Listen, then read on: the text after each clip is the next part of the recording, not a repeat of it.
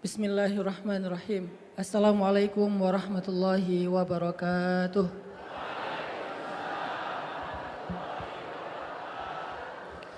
Alhamdulillahi rabbil alamin. Alhamdulillahilladzi la yukhayyibu man amalah wa la yaruddu man sa'alah wa la yaqta'u man wasalah wa la yaslubu man syakarah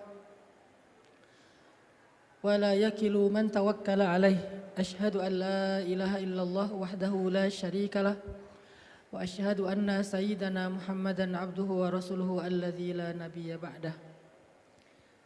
Allahumma salli ala sayyidina Muhammadin wa ala alihi wa ashabihi wa sallim. Rabbi shrah li sadri wa yassir li amri wahlul 'uqdatan min lisani yafqahu qawli. Allahumma inna nas'aluka ilman nafi'a wa qalban khashi'a wa lisanan dhakira wa amalan salihan maqbula. Rabbana hab lana hukman wa alhiqna bis salihin. Pertama-tama kita bersyukur kepada Allah Subhanahu wa taala untuk nikmat yang luar biasa yang Allah berikan kepada kita. Akhir-akhir ini kita semakin tahu betapa beruntungnya kita sebagai umat Islam yang ada di Indonesia. Kita bisa duduk dengan nyaman dalam masjid yang megah dan berkah ini, Masjid Darussalam, yang insya Allah ini akan menjadi salah satu mercusuar peradaban di Indonesia. Mudah-mudahan masjid ini menjadi madrasah para syabab Islam Indonesia, menjadi rahim yang melahirkan para rahilah, para pengangkut beban di antara anak-anak muda. Karena hari ini kita menyaksikan tentang keadaan saudara-saudara kita di Gaza, Palestina, yang Allah berikan kepada mereka keberkahan dalam bentuk yang berbeda. Negeri mereka mubarak, berkah dengan darahnya para syuhada. Makanya ketika Allah menjelaskan tentang negeri Syam atau Filistin, Palestina, Allah menambahkan kalimat berkah. Subhanalladzi asra bi'abdihi lailan minal masjidil haram ilal masjidil aqsa alladzi barakna haulah. Dan keberkahan itu kata para ulama diantaranya adalah keberkahan karena banyaknya para nabi di sana. Kemudian juga keberkahan orang-orang beriman, terutama di akhir zaman, di antara orang-orang beriman yang paling tangguh, yang paling sabar, yang paling tabah, sabat fi sabilillah itu ada di halaman atau sekitar Masjidil Aqsa. Sehingga dengan menyaksikan video-video tentang kondisi Palestina, Gaza hari ini, harusnya kita lebih banyak bersyukur. Kalau kita bisa duduk menimba ilmu, duduk bersama teman-teman kita, bisa beraktivitas dengan nyaman, nikmat iman, nikmat aman, nikmat kemudahan yang kita dapatkan itu adalah anugerah yang layak kita syukuri. Alladzi at'amahum min ju' wa amanahum min khauf. Dan kita tidak akan pernah lupa untuk selalu mendoakan saudara-saudara kita di Palestina, khususnya di Gaza. Allahumma a'izzal Islam wal muslimin wa adhillash syirka wal musyrikin wa dammir a'da'aka a'da'ad-din. Allahumma ansur ikhwanana al-muslimina fi Filistin. Allahumma ansur ikhwanana al-mustad'afina fi Gaza. Allahumma unsur ikhwanana al-mujahidina fi Filistin. Allahumma saddid ramyahum. Allahumma wahid sufufahum wa saddid ramyahum washfi jarhahum wa taqabbal syuhada'ahum warham amwatahum wa amwatal muslimin. Allahumma alif baina qulubihim. Allahumma inna nas'aluka an tuharriral masjidal aqsal mubarak min aidil ghasibin, amin ya rabbal alamin. Yang saya muliakan ayahanda kita, kakak-kakak kita, guru-guru kita yang ada di depan. Ini saya nggak enak duduk di atas ya. Izin ya. Oh ya.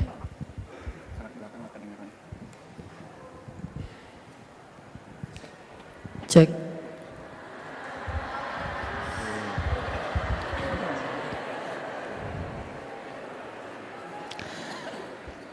Semoga ayahanda dan juga guru-guru kita semuanya diberikan taufik oleh Allah Subhanahu wa taala. Teman-teman, kita masih dalam rangka memperingati Maulid Nabi Muhammad sallallahu alaihi wasallam. Allah Subhanahu wa taala berfirman di dalam Al-Qur'an surat Al-Ahzab ayat 21. أعوذ بالله من الشيطان الرجيم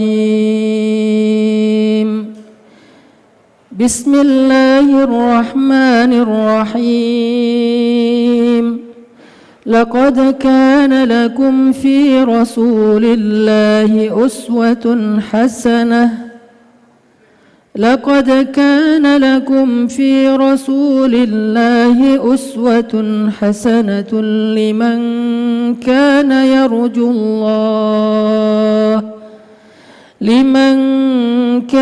يرجو الله واليوم الآخر وذكر الله كثيرا صدق الله العظيم. Salah satu hal yang selalu dibicarakan tentang Maulid atau ketika kita memperingati hari lahirnya atau bulan lahirnya. Kalau di tempat saya di Aceh itu peringatan Maulid dilakukan selama 3 bulan berturut-turut. Jadi walaupun sudah melewati bulan Rabiul Awal, kita masih terus memperingati Maulid dengan berbagai macam budaya ataupun tradisi yang ada di tempat saya di Aceh.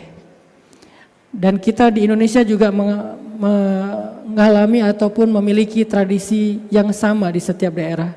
Mulai dari Aceh di barat sampai ke timur, utara, selatan, kita punya tradisi yang sama.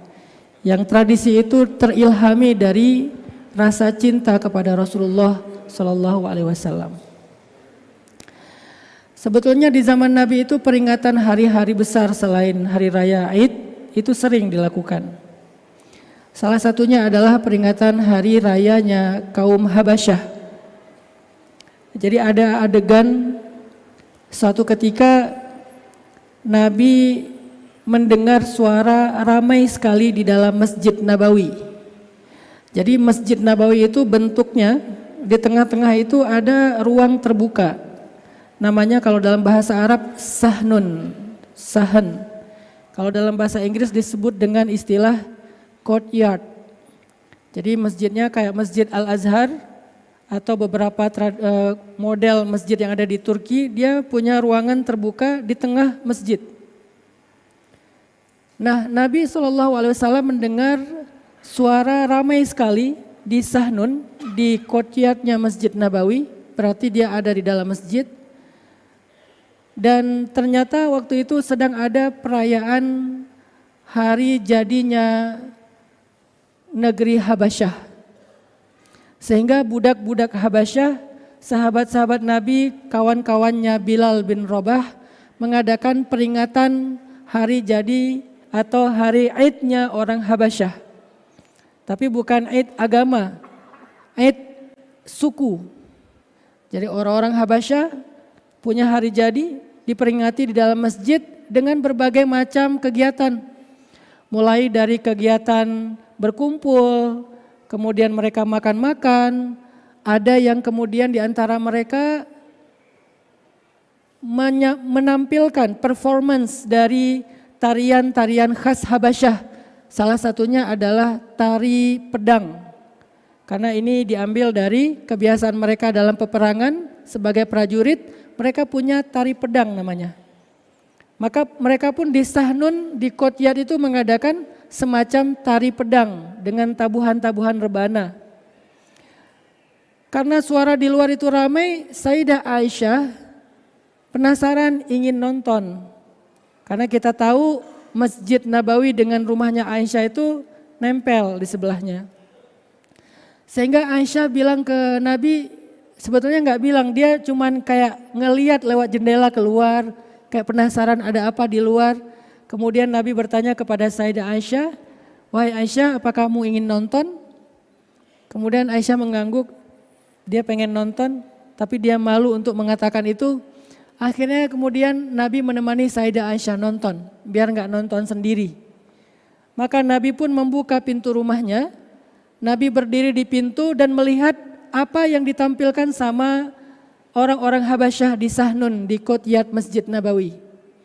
Tari pedang dan segala macam. Lalu Aisyah pun ikut menonton dengan berdiri di belakang Nabi tapi agak di sebelah kanan, nempel badannya dengan badan Nabi, lalu dia meletakkan dagunya di atas pundak Nabi. Bagi yang masih jomblo fisabilillah jangan dibayangin ya. Itu sulit untuk dibayangin. Jadi dia meletakkan dagunya di atas pundak Nabi sebagai bentuk kemesraan antara Nabi dengan Sayyidah Aisyah. Dan Nabi membiarkan pundaknya dipakai oleh dagu Sayyidah Aisyah. Ini yang menceritakan siapa? Sayyidah Aisyah. Jadi Sayyidah Aisyah menceritakan, aku meletakkan daguku di atas pundak Nabi dan bertemulah antara pipiku dengan pipi Nabi. Dan itu disaksikan oleh para sahabat. Saya nggak bisa ngebayangin gimana para sahabat menyaksikan keindahan itu. Dan pastinya ada sebagian sahabat yang geleng-geleng kepala karena dia masih sendiri mungkin ya. Betapa romantisnya rumah tangga Nabi dengan Sayyidah Aisyah. Lalu orang-orang yang tadinya sedang asik sendiri ngelihat Nabi ikut nonton, sebagian dari mereka kemudian, kan orang Arab itu suka bersyair ya. Syair mereka itu kayak orang kita berpantun, jadi kayak spontan gitu syairnya. Bukan syair yang dihafal, tapi syair yang muncul secara spontan. Karena melihat Nabi muncul, akhirnya mereka bersyair memuji Nabi dengan kalimat thayyibah. Dengan kalimat thayyibah atau thayyibah. Makanya kota Madinah itu juga punya nama lain, nama kota Madinah itu selain Madinatun Nabi, Madinah Munawwarah, Thayyibah, kota yang penuh dengan kebaikan. Maka syair dengan judul Thayyibah itu pun disenandungkan oleh para sahabat untuk memuji Nabi, menyanjung Nabi, memuliakan Nabi. Telah datang kepada kita Thayyibah yang dengan kehadirannya kita menjadi bahagia dan seterusnya. Kalimat-kalimat yang panjang memuji-muji Rasulullah. Dan semuanya mereka berbahagia dengan kedatangan Nabi yang tadinya perform tentang tarian perang. Mereka makin semangat untuk menunjukkan keahlian dan kebolehan mereka karena ditonton langsung oleh Rasulullah SAW. Setelah beberapa lama Nabi nonton bersama Sayyidah Aisyah, karena ngerasa udah agak rame nih, kemudian Nabi nanya kepada Aisyah, "Aisyah udah belum?" Aisyah menjawab dengan manja gitu. Sehingga pipinya kembali menempel di pipi Nabi. Karena Aisyah masih senang nonton, akhirnya Nabi menemani lagi beberapa saat. Ditanya lagi sama Nabi, "Udah belum Aisyah?" Kata Aisyah. Sampai 3 kali Nabi mengatakan udah ya, akhirnya Nabi pun masuk ke dalam rumah dan selesailah cerita oleh Sayyidah Aisyah dalam adegan tersebut. Apa pelajarannya di sini? Manuskrip atau literasi tentang kehidupan Nabi yang intimate, yang personal, yang romantis, yang mungkin bukan hanya tentang ibadah tapi tentang entertainnya, sedikit yang kita tahu. Sehingga dengan kesedikitnya kita tahu tentang Nabi, kita kadang-kadang jadi ngerasa bahwa apa yang kita lakukan ini seolah-olah tidak ada dalil. Bahwa seolah-olah yang kita lakukan ini tidak ada contoh. Sebetulnya bukan gak ada contoh, kita yang tidak mengerti. Kita perlu baca lebih banyak lagi. Ternyata di zaman itu mereka kehidupannya asik banget. Nabi dengan para sahabat itu saling menghargai. Dan kita tahu cerita ketika di rumah Sayyidah Aisyah, Nabi Aisyah itu menyaksikan anak-anak kecil itu pada bernyanyi, anak-anak perempuan kecil. Kemudian dan bernyanyinya menggunakan alat musik rebana gitu. Kemudian Abu Bakar datang, lalu Abu Bakar memarahi mereka dengan mengatakan, "Kenapa kalian menggunakan seruling-seruling setan di rumah Nabi?" Kemudian Nabi mengatakan, biarkan mereka wahai Abu Bakar, hari ini adalah hari Aidnya mereka. Hari Aid di sini bukan Idul Fitri, Idul Adha, tapi hari jadi suku mereka. Dan Nabi SAW itu sering sekali menghargai mereka yang sedang berhibur dengan hiburan-hiburan yang mereka suka, selama itu bukan hiburan jahiliyah. Apa itu hiburan jahiliyah?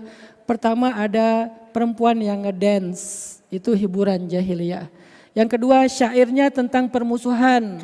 Orang jahiliyah itu suka menyampaikan syair-syair permusuhan. Yang ketiga membangga-banggakan nenek moyang dan menjatuhkan suku yang lain.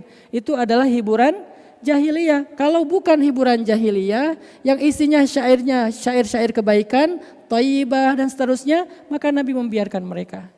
Bahkan Nabi suka dengan orang-orang yang memiliki suara yang indah untuk berhibur di antara mereka. Walaupun sebaik-baik hiburan itu adalah mendengarkan bacaan Al-Quran. Tapi uniknya tahu nggak apa? Ketika Nabi mendengar suara Abu Musa al-Ash'ari membaca Al-Quran. Dan kita tahu beliau salah satu orang yang bacaannya suaranya indah. Nabi mengumpamakan suara Abu Musa itu dengan apa? Laqad utita mizmaran min mazamiri ali Dawud, kata Nabi.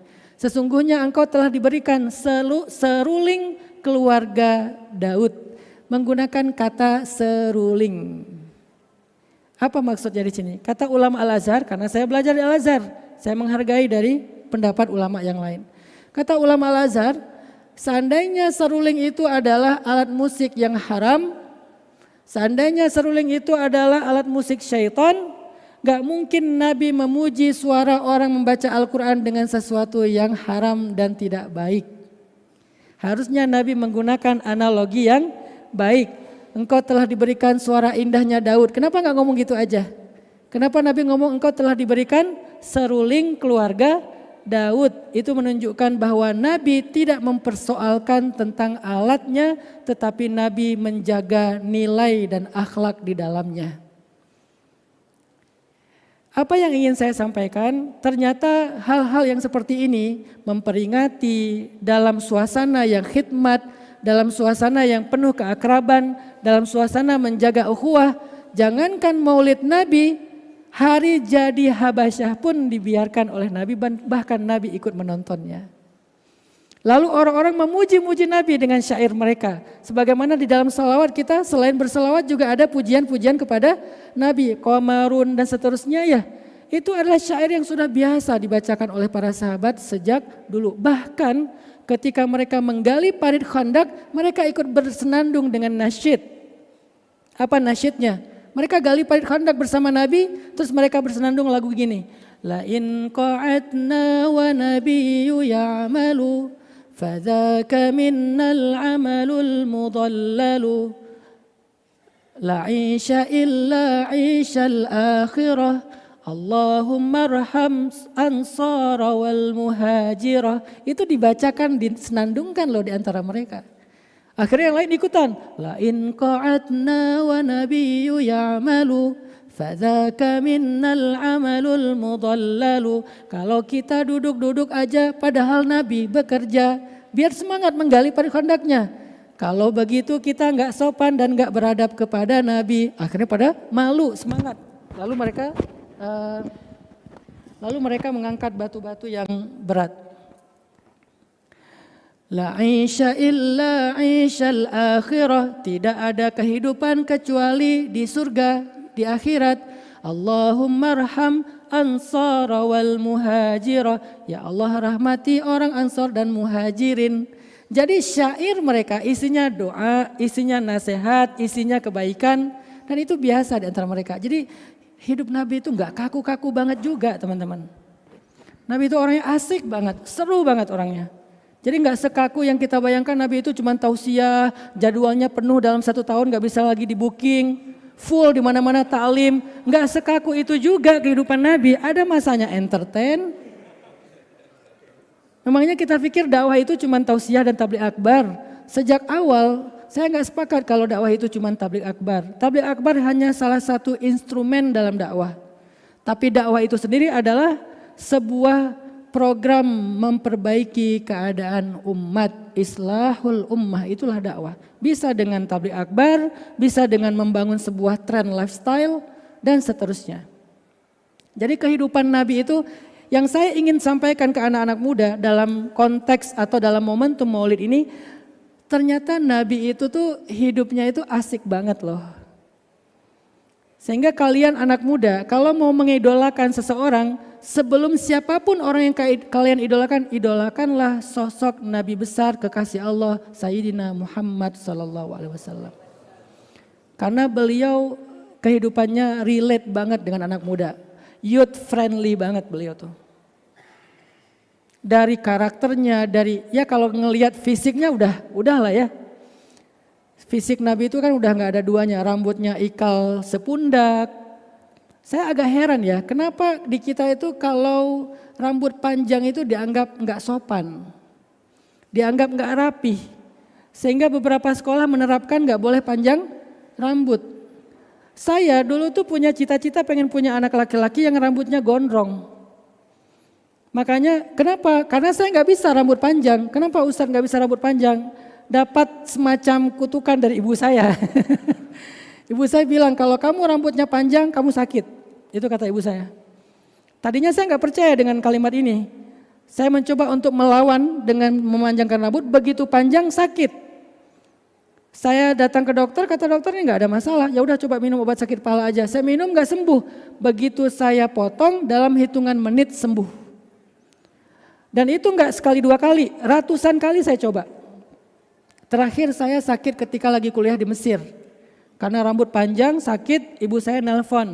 Dia manggil saya abang karena anak pertama. Abang, kamu lagi sakit ya? Ya mak. Oh mama tahu, rambut kamu panjang kan? Kata.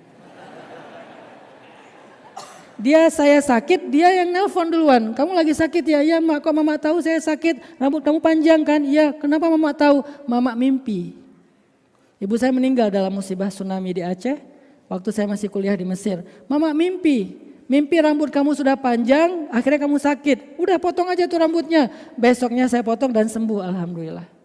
Karena saya nggak bisa panjang rambut, saya wariskanlah obsesi saya itu kepada anak. Ya Allah beri saya anak laki-laki. Nanti saya kasih dia nama Yahya Ayyash, salah satu mujahidin Palestina. Dan saya pengen dia rambutnya panjang sepundak. Begitu dia lahir alhamdulillah anak laki-laki, saya biarkan rambutnya panjang sepundak dan ikal. Pas mau masuk sekolah, di sekolah disuruh potong. Akhirnya saya keluarin dari sekolah, saya bikin sekolah sendiri. Di sekolah itu namanya Sekolah Rimba Indonesia. Di sini boleh panjang rambut.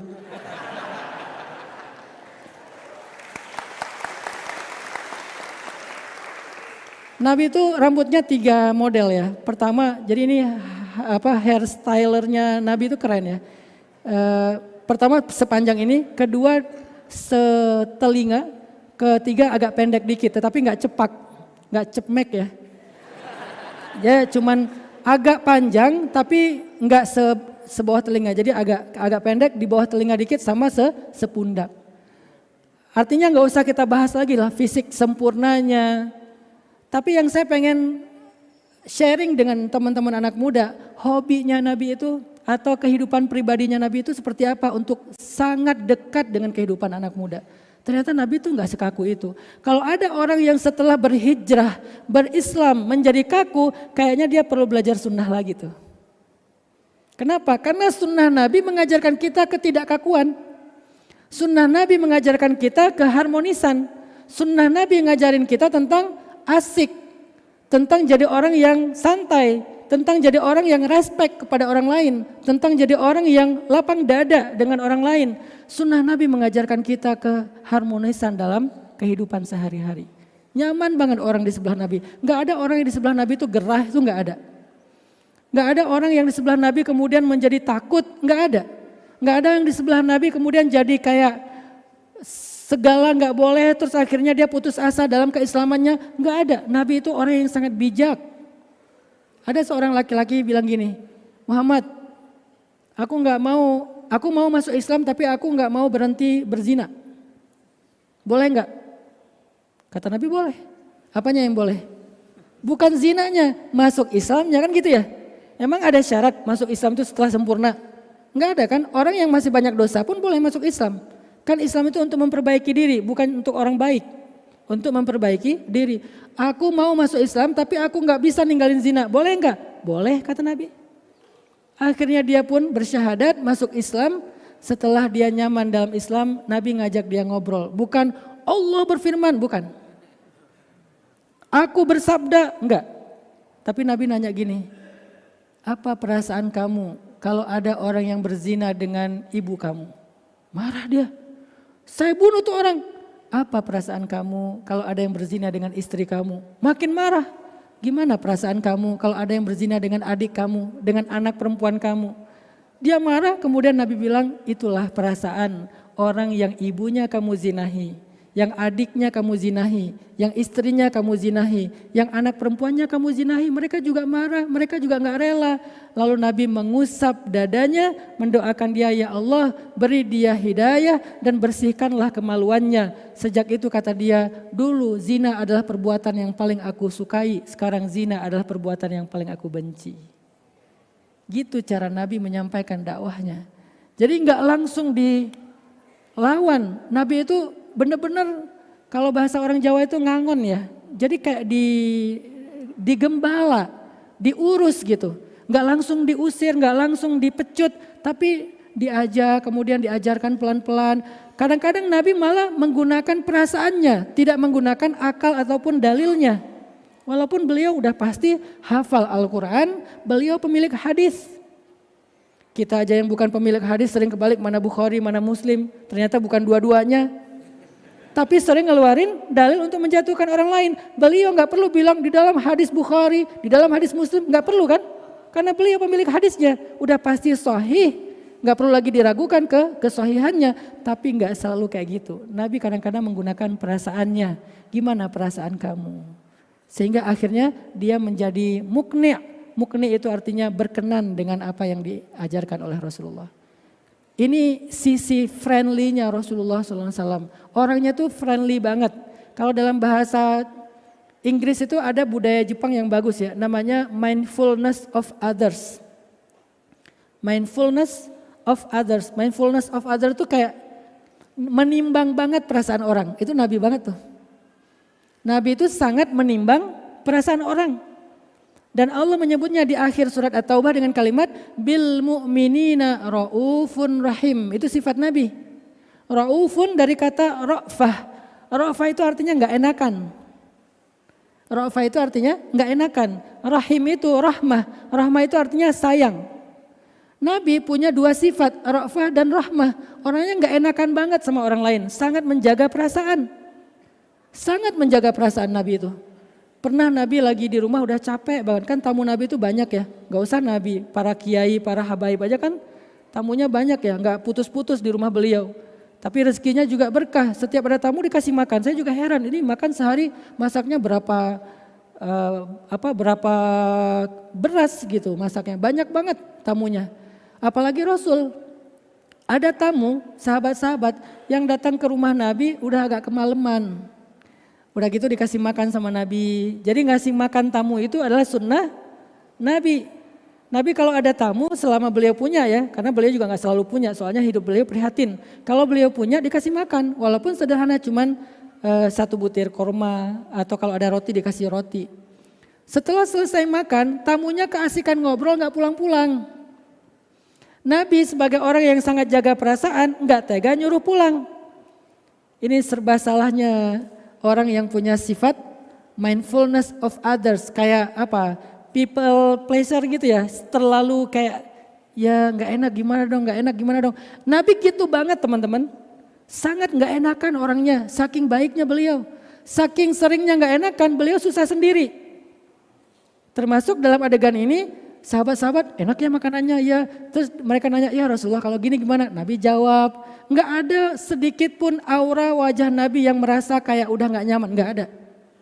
Sehingga membuat sahabat makin nggak ngerti. Kalau kita kan bisa mengekspresikan udah nggak nyaman, pura-pura nanya, jam berapa ya sekarang, bisa gitu kan ya? Atau pura-pura tiba-tiba dipanggil dari belakang sama anak, sama istri, atau pura-pura sibuk, ini saya harus live dulu ya, saya ada ini soalnya ada Zoom atau apalah. Nabi itu nggak menunjukkan wajah nggak nyaman sedikit pun. Inilah akhlaknya Rasulullah SAW, luar biasa. Gak menunjukkan wajah gak nyaman. Sehingga walaupun beliau udah capek, beliau masih jawab pertanyaan, jawab pertanyaan, jawab pertanyaan. Kebayang kalau Nabi hidup di zaman kita pada minta foto tuh gimana tuh? Rasulullah foto dulu, aduh salah ternyata video. Rasulullah foto dulu, aduh ngeblur. Rasulullah foto dulu, aduh yang ini ke crop. Kebayang gak Nabi gak enaknya untuk nolak? Repot banget kan jadi Nabi kalau saking beliau baiknya. Akhirnya karena mereka gak pulang-pulang udah larut, turunlah malaikat Jibril. Sampai harus turun Jibril nyuruh mereka pulang, bayangin. Jibril turun ketemu dengan Nabi. Membawa ayat di dalam surat An-Nur, adab bertamu. Lalu dibacakanlah ayatnya, setelah selesai Jibril kembali, Nabi bilang barusan maaf ya, barusan saya dapat wahyu. Nabi kan kalau lagi dapat wahyu itu kayak orang yang gemeteran, berkeringat, tiba-tiba diam, dan sahabat udah tahu itu. Sehingga ketika Nabi tiba-tiba diam, kayaknya dapat wahyu nih. Ya udah sekalian kita tungguin aja. Pas udah beres adegan wahyu, Nabi bilang barusan datang Jibril, aku diberikan satu ayat. Masya Allah, kita beruntung banget ya, malam ini bertamu malah dapat ayat. Rasulullah tolong bacakan ayatnya. Dibacakanlah sama Nabi, wahai orang yang beriman, jika kalian bertamu ke rumah Nabi, minta izinlah. Jika diizinkan maka masuklah. Setelah diberikan makan, pulanglah, janganlah kalian memperpanjang pembicaraan karena itu mengganggu Nabi. Dibacain ayatnya sama Nabi, Nabi pun membacakannya dengan gak enak hati banget sama mereka. Kebayang gak Nabi cara membacakannya? Ada wahyu barusan dari Allah, oh Masya Allah Rasul tolong bacakan.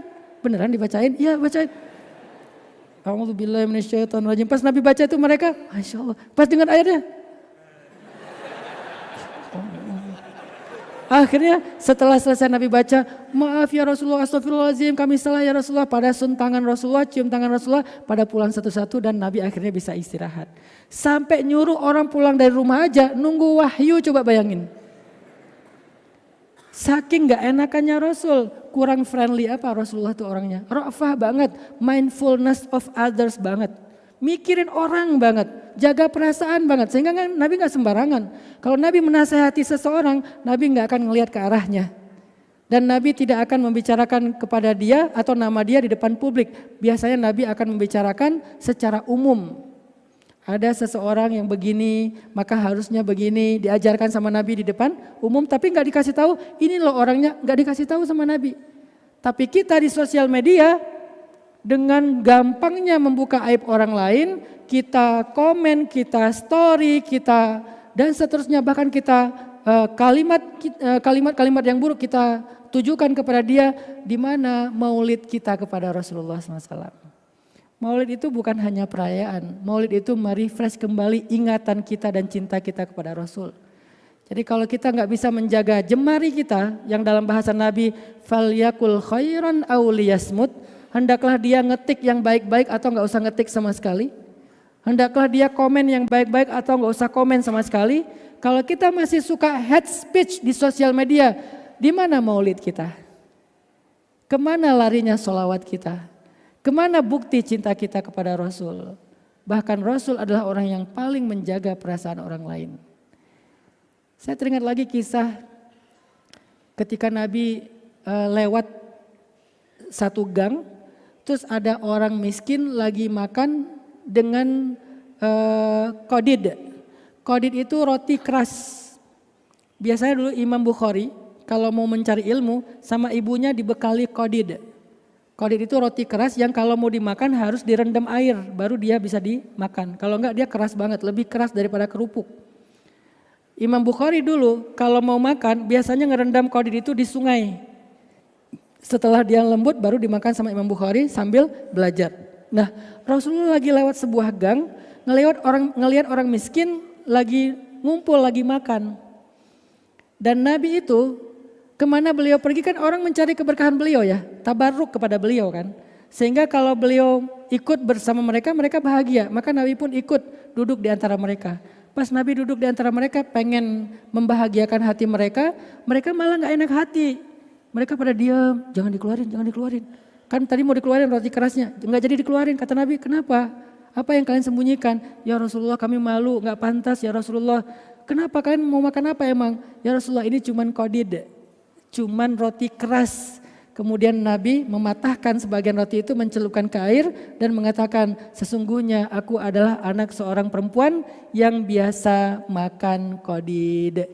Nabi mencari persamaan antara diri beliau dengan orang yang ada di sekitar beliau. Aku juga biasa sama ibuku dulu waktu kecil dikasih makan qadid, roti yang keras kayak gini. Ya udah yuk kita makan bareng, akhirnya makan bareng. Bahagia orang miskin. Sangat menjaga perasaan. Nabi lagi duduk, tiba-tiba ngelihat ada sekelompok orang miskin datang pada Nabi dengan wajah yang sedih. Dan biasanya nggak mungkin mereka sedih karena lapar atau karena karena miskin. Mereka sedih pasti karena urusan ibadah. Mereka datang, kata Nabi, malhumum, kenapa kalian sedih, kata Nabi. Terus mereka bilang, ya Rasulullah, zahaba ahlud duthuri bil ujur. Ya Rasulullah, orang kaya memborong pahala. Orang kaya memborong pahala. Nabi nanya, kaifa dzalik? Maksud kalian apa? Ya Rasulullah, kalau kami sholat, mereka sholat. Kami puasa, mereka puasa. Kami baca Quran, mereka baca Quran. Tapi kalau mereka bersedekah, kami tidak bisa bersedekah. Berarti mereka memborong semua pahala, ya Rasulullah. Demi membahagiakan, membesarkan hati orang-orang miskin, Nabi bilang, tahukah kalian setiap tasbih itu sedekah. Setiap tahmid itu sedekah. Setiap takbir itu sedekah. Setiap kalian tersenyum kepada saudara kalian itu sedekah. Memindahkan duri dari jalan itu sedekah. Dan seterusnya hadis-hadis sedekah yang sebetulnya bukan harta kan. Banyak kita temukan hadis itu kan. Itu untuk orang miskin. Untuk membesarkan hati mereka. Akhirnya oh gitu ya Rasulullah, jadi kita juga bisa bersedekah. Bisa kata Rasulullah, Masya Allah, jadi kita juga bisa bersedekah. Pulanglah mereka. Baru beberapa langkah mereka balik lagi. Ya Rasulullah, orang kaya juga bisa bertasbih. Orang kaya juga bisa bertahmid. Mereka juga bisa bersedekah seperti kami ya Rasulullah. Barulah kemudian Nabi mengatakan, sesungguhnya orang miskin itu masuk surga 500 tahun lebih dulu daripada orang kaya. Takbir mereka semuanya, Allahu Akbar. Baru hari itu Rasulullah melihat orang miskin bahagia dengan kemiskinannya. Bahagia banget, Allahu Akbar, kita beruntung jadi orang miskin, hidup orang miskin, hidup orang miskin. Malah jadi hidup orang miskin, dibesarkan hatinya sama Nabi. Orang kaya sedih mendengar orang miskin masuk surga 500 tahun lebih dulu daripada orang kaya. Akhirnya Nabi pun membahagiakan hati mereka dengan hadis apa? 7 golongan yang mendapatkan naungan Allah di padang mahsyar. Salah satu di antara mereka yang 7 itu adalah yang bersedekah dengan tangan kanannya, sedangkan tangan kirinya tidak tahu apa yang diberikan oleh tangan kanannya. Orang kaya pun merasa bahagia. Terus Nabi bilang, tidak ada iri kecuali kepada 2 orang. Satu orang yang berilmu, yang mengajarkan ilmunya. Dan yang kedua orang yang berharta, yang menginfakkan sampai habis hartanya fi sabilillah. Bahagia lagi orang kaya. Akhirnya kaya miskin semuanya bahagia ketika berteman dengan Rasulullah SAW. Bagaimana dengan kita? Apakah ada orang yang ketika gak ketemu kita biasa-biasa aja, begitu ketemu kita di trauma? Sejak berteman dengan kita dia jadi sakit hati. Sejak berteman dengan kita dia gak jadi nyaman. Sejak ada kita di grup dia jadi left group. Apakah keberadaan kita di sebuah lingkungan, circle, pertemanan membuat orang lain terusik atau justru menjadi orang lain nyaman? Itulah makna wa ma arsalnaka illa rahmatan. Rahmatan. Nabi itu rahmah banget. Sayang banget kepada siapapun. Bukan hanya kepada manusia, bahkan kepada batu sekalipun, kepada kayu sekalipun. Nabi biasa berceramah atau duduk di atas sebuah pokok kayu. Tapi begitu para sahabat bikin mimbar, Nabi pindah ke mimbar, kayu itu menangis. Para sahabat bingung nyari di mana ada suara anak bayi menangis. Ternyata bukan bayi, tapi suara pokok kayu yang biasa dipakai Nabi duduk. Kemudian Nabi mengusap-ngusap kayu itu mengatakan, gak apa-apa aku duduk juga di atas kamu. Kata Rasulullah, kalau aku tidak mengusap-ngusap dia, kalian akan mendengar suara dia sampai hari kiamat menangis karena kehilangan aku. Sampai kayu aja digituin sama Nabi. Burung, ada yang burung itu tersangkut kakinya karena penjerat, ada yang menjerat mereka untuk sama Nabi dilepaskan. Ini bukan berarti saya menganggap bahwa orang yang melihara burung di sangkar itu berarti dia enggak rahmah kepada burung ya. Tapi kalau saya pribadi lebih suka menikmati burung di hutan daripada di sangkar. Ini saya pribadi. Saya sangat menikmati burung di hutan karena saya punya hutan 8 hektar yang saya bangun youth space buat anak muda. Saya menjaga dia tetap seperti itu karena kita pengen menjaga sustainability, nggak kita rusak, nggak kita rubah, tetap forest konsep. Setiap pagi itu saya ngelihat ada burung warna-warni hinggap di pohon. Akhirnya kita bikin kayak tempat minum burung biar setiap pagi dia datang minum di situ. Jadi kalau mau menikmati burung, bikin aja tempat minumnya. Jangan bikin sangkarnya tapi bikin tempat minumnya. Walaupun ini bukan fatwa bahwa itu haram, bukan. Lebih kepada selera. Saya lebih suka menikmati burung di habitatnya. Saya lebih suka menikmati burung di hutan. Sebagaimana Nabi menikmatinya di alam semesta. Inna fi khalqis samawati wal ardi waqtilafil lail. Dan seterusnya. Jadi teman-teman yang dirahmati Allah, betapa Rasulullah itu penyayang banget. Friendly banget, asik banget orangnya. Nabi itu pernah dicemburui sama istrinya, Sayyidah Aisyah. Gara-gara Nabi lama di rumah istri yang lain, terus agak telat datang ke rumah Sayyidah Aisyah. Sama Sayyidah Aisyah ditanyain, dari mana aja sih lama banget gak pulang-pulang? Enggak, dari rumahnya Maria, istri Nabi dari Mesir. Oh enak ya makan di sana? Enggak, gak makan apa-apa, cuma dikasih minum madu aja. Oh pantesan kok gak enak aromanya, gara-gara minum madu di sana ya. Akhirnya Nabi menyenangkan hati Aisyah dengan mengatakan, mulai sekarang aku gak akan minum madu lagi ya. Akhirnya Aisyah langsung, ya udah, merasa dimenangkan gitu, diprioritaskan. Aisyah bahagia. Ternyata Allah gak rela. Tiba-tiba turunlah ayat, ya ayuhan nabi, lima tuharrimu ma ahallallahu lak, tabtaghi mardhat azwajik. Wahai Nabi, kenapa engkau mengharamkan apa yang aku halalkan bagimu? Pengen nyenengin istrimu ya kata Allah. Pengen nyenengin, tabtaghi mardhat azwajik, kamu pengen nyenengin istrimu ya? Jangan gitu wahai Muhammad. Akhirnya pas hari besoknya Nabi ke giliran rumah Sayyidah Hafsah, Nabi bilang kepada Hafsah, Hafsah ada madu enggak? Karena madu itu adalah minuman favorit Nabi. Nabi itu suka banget sama madu. Makanya ketika Nabi berhenti minum madu, buat Aisyah itu sesuatu banget. Tiba-tiba istri bilang, aku sesak nafas nih. Kenapa? Oh gara-gara rokok aku ya. Ya udah mulai sekarang aku nggak akan ngerokok lagi. Tapi aku vape. Diganti dengan vape misalnya, biar lebih wangi gitu kan.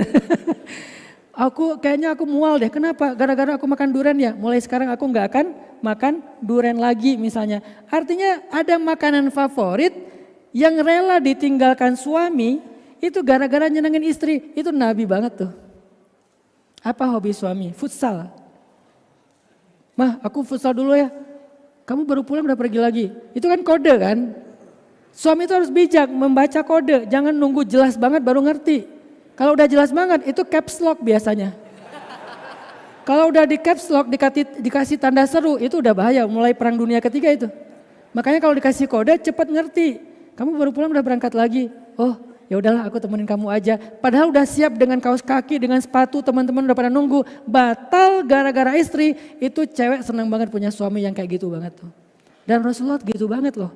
Suka madu, tapi beliau berhenti minum madu gara-gara pengen nyenengin Sayyidah Aisyah.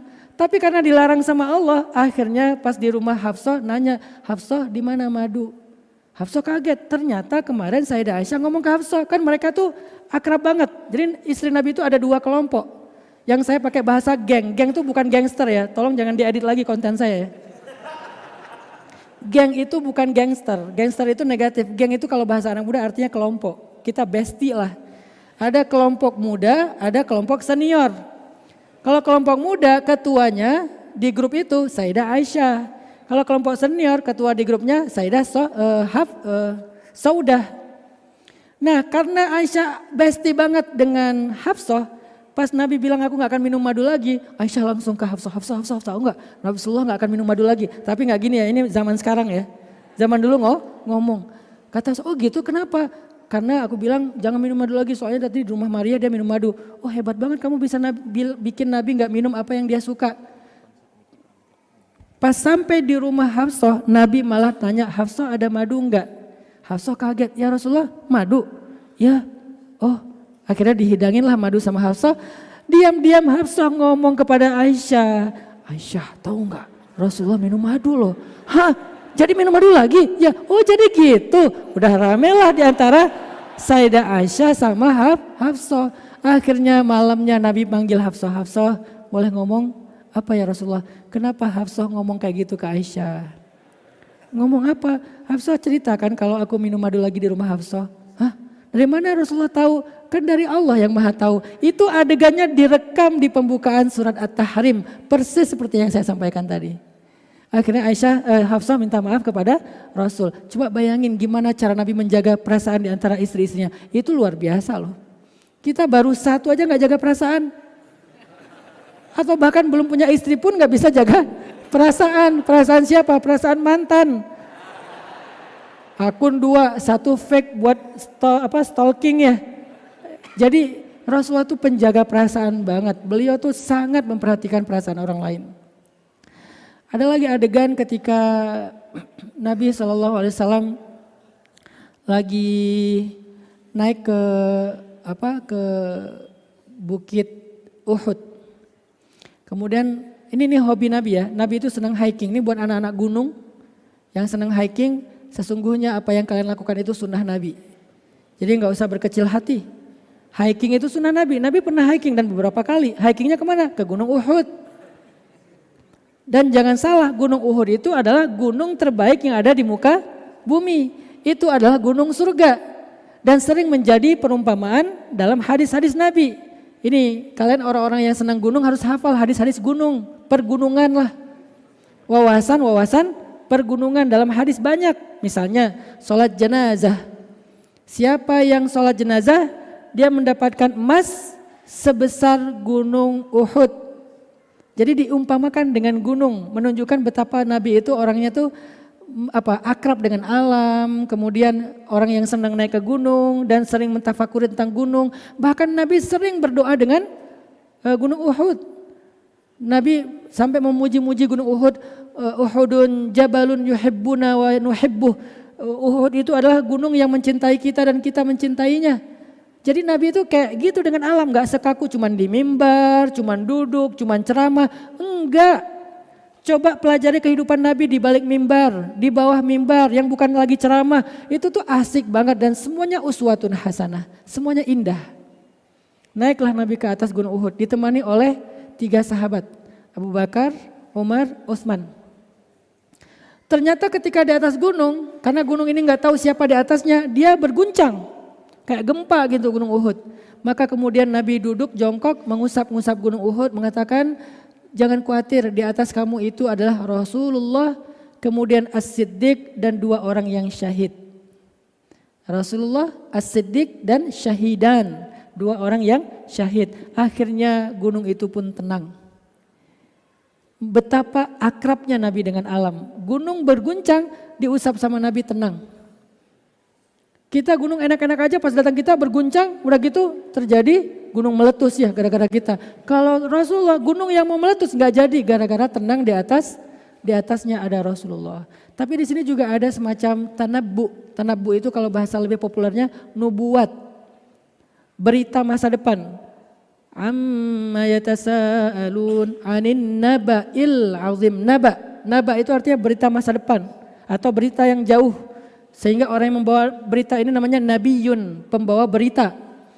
Dan Nabi itu suka mentanabbukan, memberitakan berita-berita masa depan. Apa berita masa depannya?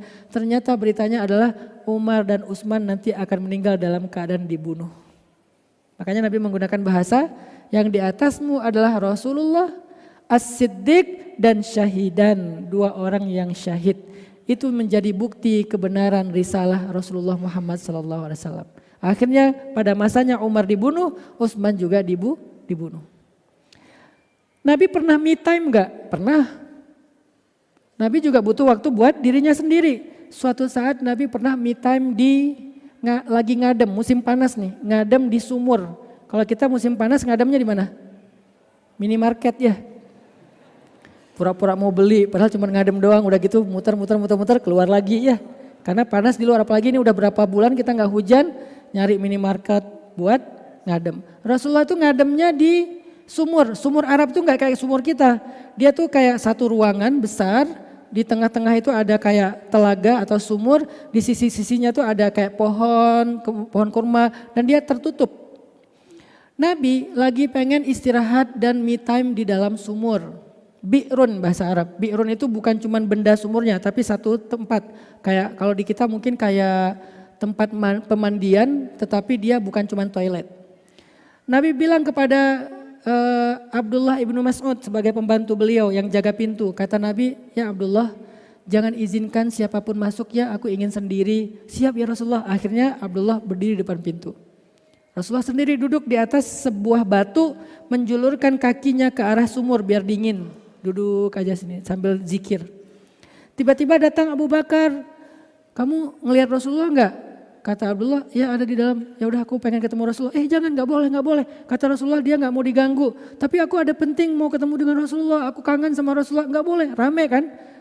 Rasulullah nanya, siapa di luar? Kata Rasul. Kata Abdullah, ini Abu Bakar ya Rasul. Kata Rasulullah, izinkan dia masuk. Sesungguhnya dia ahli surga.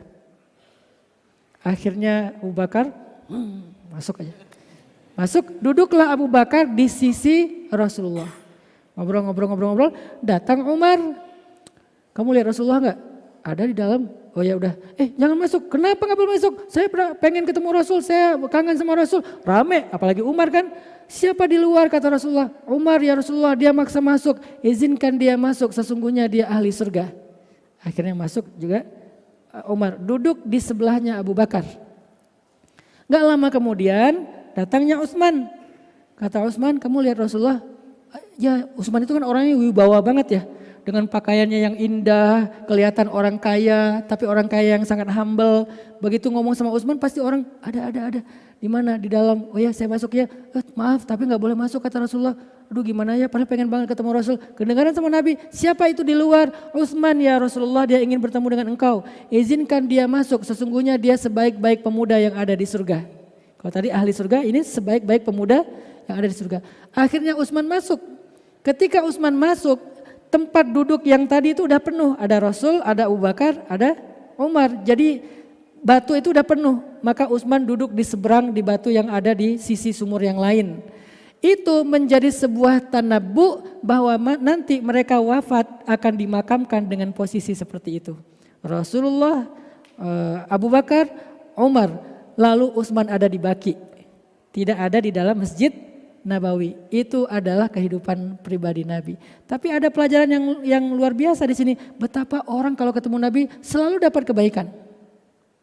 Apa kebaikannya? Dia ahli surga. Dia ahli surga. Ini sebaik-baik pemuda di surga. Nabi itu nggak pernah bicara kecuali kebaikan-kebaikan. Coba pelajari deh tentang itu. Jadi kalau kita ketemu teman, kita bicara yang baik-baik tentang dia.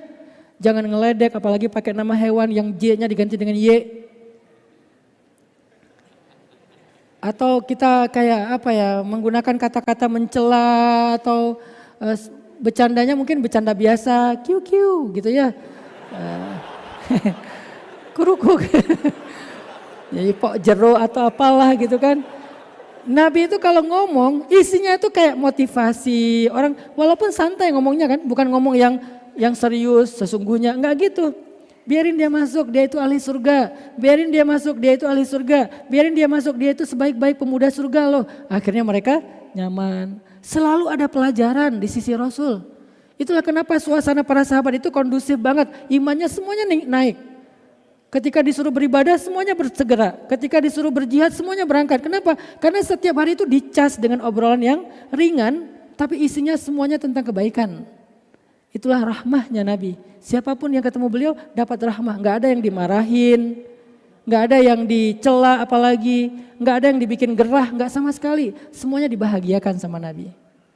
Pernah pulang dari sebuah perjalanan panjang, agak jauh nih. Jadi kayak kalau kita tuh kayak lagi touring ya. Touringnya Nabi tapi kan buat dua alasan, dakwah dan jihad. Tapi kan tetap touring, naik kendaraan. Kendaraan dulu tuh onta dan kuda. Tapi jangan remehin onta dan kuda ya. Kenapa? Walaupun itu onta dan kuda, harganya lebih mahal daripada mobil kita loh. Kudanya Nabi itu harganya miliaran. Mungkin hanya 1-2 orang di sini yang punya mobil yang harganya miliaran sampai 5 miliar lebih. Dan Nabi itu punya beberapa ekor onta dan kuda. Artinya Nabi itu kalau kendaraannya tuh keren kendaraannya tuh. Mobil atau mogenya tuh yang keren. Tapi bukan untuk gaya-gayaan dan sombong-sombong ya. Untuk kebutuhan dakwah dan jihad. Dalam satu perjalanan, panjang banget perjalanannya, ketika udah lelah mereka istirahat di sebuah rest area. Rest area dulu itu namanya oasis. Mereka cari rest area, istirahat, Lalu mereka tidur di pasir, semuanya tidur di pasir ngelihat bulan purnama yang lagi full moon banget gitu kan. Mereka ngelihat purnama indah, hening. Padahal itu jumlah sahabat itu ada ribuan. Tapi nggak ada suara sedikit pun, saking heningnya. Semuanya berbaring di pasir ngelihat purnama gini. Dalam keheningan itu tiba-tiba Nabi bertanya, kalian suka nggak ngelihat purnama itu? Suka ya Rasul, nyaman banget ya bisa istirahat, tenang banget ya malam ini purnamanya clear banget, nggak ada awan sedikit pun. Terus Nabi bilang, seperti itulah keadaan penduduk surga memandang wajah Allah. Akhirnya naik semua iman mereka, pengen jadi ahli surga. Ya Allah, jadikan kami pantas memandang wajahmu. Jadi apapun adegannya selalu kebaikan. Lewat lagi naik kendaraan, terus tiba-tiba lewat ada satu saibah. Tahu saibah? Saibah itu onta yang telinganya udah dipotong. Kenapa dipotong? Karena dalam tradisi Arab jahiliyah itu dianggap onta pembawa sial. Ada wasilah, ada ham, ada saibah, itu ada di Al-Quran. Ada seekor saibah yang sudah menjadi bangkai dan dari tubuhnya keluar belatung, bau, busuk. Bangkai saibah, bangkai onta yang dianggap sial. Hidupnya aja dianggap sial, apalagi matinya. Ketika ngelewat bangkai saibah, Nabi bilang gini, ayo siapa yang mau membeli saibah yang udah jadi bangkai ini, kata Nabi. Kayak bercanda tapi sebetulnya lagi ngasih pelajaran tuh. Makanya dakwah Nabi itu bukan melulu tausiah dan tablik akbar. Dalam keseharian tuh ada banyak pelajaran. Ayo siapa yang mau beli saibah yang udah jadi bangkai ini. Sahabat bingung, ya Rasulullah jangankan bangkai yang udah keluar belatung, dia masih hidup aja kami gak mau. Karena itu dianggap onta pembawa sial. Saking gak ada nilainya saibah itu di mata para sahabat. Kemudian Nabi bilang, sesungguhnya dunia di mata Allah lebih rendah daripada saibah ini di mata kalian. Akhirnya mereka jadi, oh ya dunia itu gak ada nilainya. Ya udah kita infakkan harta kita fisabilillah. Jangan hubbud dunia. Boleh kita cari dunia tapi jangan simpan di hati, simpan di tangan. Gak ada satupun dari mereka yang mencintai dunia. Tapi mereka orang-orang yang kaya. Gak dilarang jadi orang kaya, yang dilarang mencintai kekayaan. Tapi memiliki kekayaan, apalagi untuk infak, untuk pendidikan dan seterusnya, maka itu sangat baik. Maka akhirnya mereka keluarkan dunia dari hati mereka. Gara-gara ngelihat seekor bangkai saibah. Apapun teman-teman, apapun yang dialami Nabi itu adalah kebaikan dan keberkahan. Makanya kalau Allah mengatakan bahwa hidup Nabi itu total semuanya adalah uswatun hasanah, emang benar. Jadi uswatun hasanah Nabi itu bukan cuma di atas mimbarnya. Hari ini kita termasuk saya juga merasa bahwa diri saya tuh lebih indah di atas mimbar daripada kesehariannya. Cuman Allah menutupi aib-aib saya sehingga orang banyak yang merasa bahwa Ustaz Hanan Masya Allah ya soleh atau apa. Saya anggap itu sebagai doa. Tapi tahukah kalian aib-aib saya? Hari ini banyak guru-guru agama, ustadz-ustadz bahkan terjadi di Bogor baru kemarin kita. Karena saya punya rumah rehab mental gratis yang saya bikin untuk pasien mental karena sekarang mental health itu jadi isu yang luar biasa. Kita menangani 24 santri itu maaf banget disodomi oleh guru ngajinya. Dari 24 santri itu umurnya macam-macam, mulai dari 5 tahun sampai 17 tahun. Itu terjadi di Bogor kita. Dan itu bukan satu kasus kan, banyak sekarang kasus. Saya nggak nyorot di yang lain karena yang lain kan nggak meneladani Rasulullah. Kalau kita kan meneladani Rasulullah sebagai umat Islam. Artinya kalau kita tuh kan banyak syubhatnya, banyak fitnahnya, banyak aib dan kurangnya.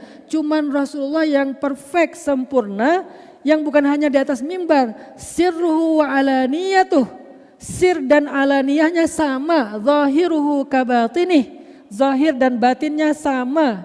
Amalan beliau yang ditampakkan dengan yang tidak ditampakkan sama baiknya. Maka layak sekali untuk kita teladani, kita baca hikayat tentang beliau, sirah tentang beliau, kita baca syair-syair sholawat tentang beliau. Kenapa? Di dalamnya semuanya kebaikan. Nabi itu orang yang friendly banget, pengertian banget. Nih salah satu contoh pengertiannya Nabi. Berapa jumlah rakaat qobliyah zuhur yang kalian pakai? Ada yang 4. Ada lagi yang lain? Ada yang 2. Ada 2 pendapat, ada yang 4, ada yang 2. Kenapa ada 2 pendapat tentang jumlah rakaat qobliyah zuhur? Karena beda riwayat. Yang 4 adalah riwayat Sayyidah Aisyah.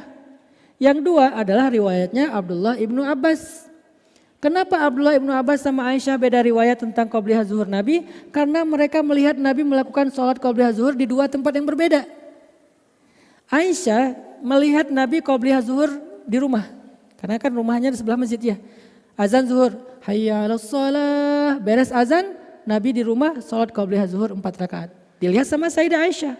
Akhirnya Sayyidah Aisyah meriwayatkan qobliyah zuhur itu 4 rakaat. Sedangkan kadangkala Nabi enggak qobliyah zuhurnya di rumah. Karena Nabi sedang di masjid, azan zuhur. Akhirnya Nabi sholat qobliyah zuhurnya di masjid. Nabi sholatnya 2 rakaat disaksikan oleh Ibnu Abbas.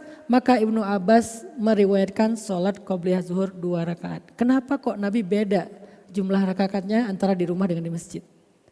Di rumah gak ada yang lihat maka 4 rakaat.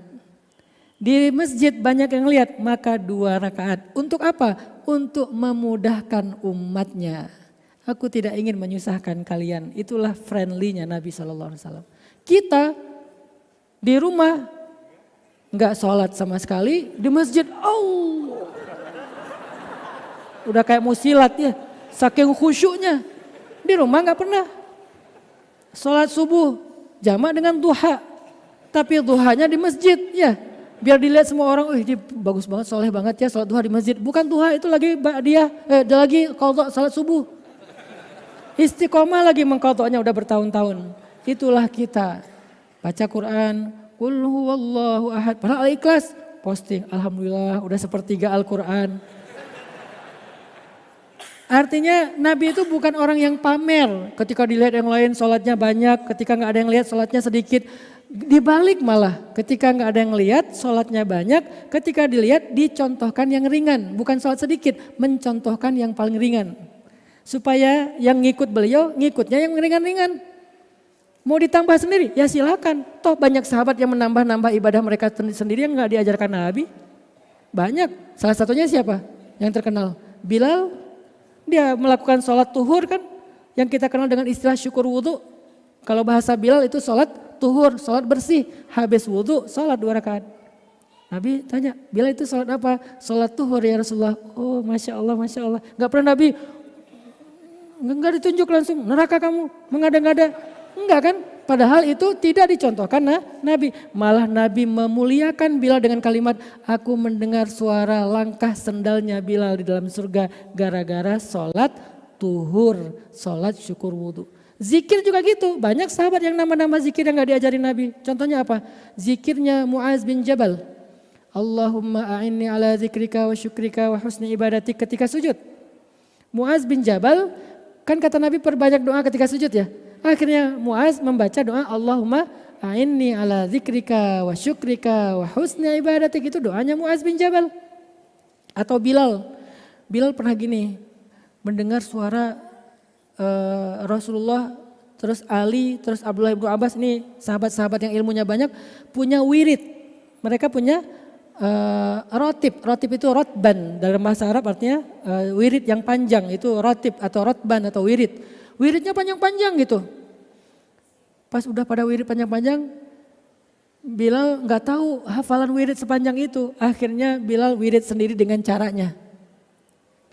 Dia bilang gini, Allahumma inni as'aluka ridhaka wal jannah wa a'udzubika min sakhatika wan nar. Allahumma inni a'udzubika as'aluka ridhaka wal jannah wa a'udzubika min sakhatika wan nar. 4 hal yang diminta oleh Bilal. Dia enggak punya wirid dan ratib panjang-panjang. Cuman itu aja yang dia tahu. Setelah selesai Nabi wirid, Bilal ngomong ke Rasulullah, "Ya Rasulullah, saya enggak punya rotban, enggak punya wirid sepanjang engkau, Abdullah ibnu Abbas, Ali bin Abi Thalib. Saya cuman baca yang singkat-singkat aja, boleh enggak ya Rasulullah?" Rasulullah nanya, apa bacaan kamu hai Bilal? Kata Bilal, Allahumma inni as'aluka ridhaka wal jannah wa a'udzubika min sakhatika wan nar. Kata Rasul apa coba? Bilal tahu enggak? Wirid kami yang panjang-panjang sebetulnya intinya itu juga.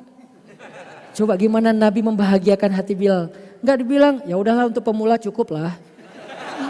Enggak dibilang gitu kan? Dibahagiakan loh hatinya. Sehingga Nabi seolah-olah menyamakan dirinya dengan Bilal, padahal beliau wiridnya berjam-jam. Bilal cuma 4 kalimat. Tapi Nabi bisa-bisanya ngomong, Bilal wirid kami yang panjang-panjang itu intinya ini juga. Jadi ini udah merangkum semua yang kami baca, wahai Bilal. Oh gitu ya Rasulullah. Akhirnya semangat dia, Allahumma inni as'aluka ridhaka wal jannah wa a'udzubika min sakhatika wan nar. Yang kita akhirnya membacanya juga Begitu juga Muaz bin Jabal, begitu juga Abu Bakar. Allahumma inna as'aluka nuran, minta nuran fi amami wa min warai wa an yamini wa an shimali, cahaya, itu Abu Bakar. Ada lagi sahabat minta doa dirubah takdir.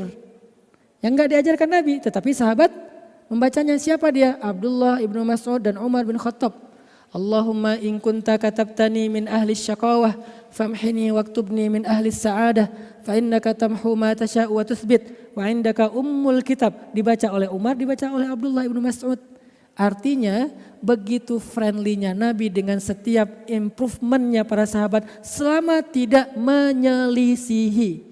Bukan kalimat yang tepat itu, sunnah itu adalah sesuatu yang dilakukan Nabi atau para sahabat selama tidak menyelisihi. Jadi bid'ah itu sesuatu yang kalau menyelisihi baru sayyi'ah. Kalau tidak menyelisihi namanya bukan sayyi'ah, tetap hasanah. Sehingga Nabi menghargai bid'ah mereka. Bid'ah itu apa? Kreativitas. Al-badi', maha kreatif. Tidak menciptakan sesuatu dengan cara mencontoh, itu namanya al-badi'.